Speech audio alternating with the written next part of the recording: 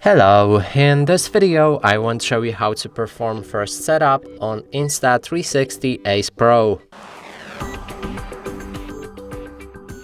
To do this, first we'll need to power on our camera with the power switch on the left side of our camera.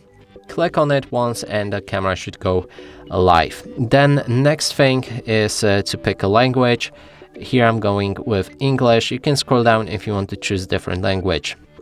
Now we'll need to download the Insta360 app from Google Play Store or from the App Store on iOS device. So let's do that real quick.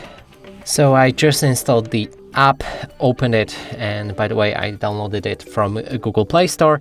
And the first thing is Discover Device. Right here you can see the camera when it's opened. Click on it. And now it should begin connecting with our smartphone, and we need to also confirm it on the camera itself right here. We need to click allow and then connect on the smartphone. Make sure to do that, otherwise the camera won't connect with our smartphone. And here we have it, now it's connected.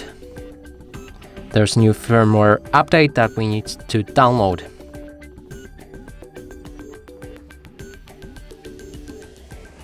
And there's notification with low battery. That means if your camera is below 20%, it won't perform the update and will need to charge it above 20%.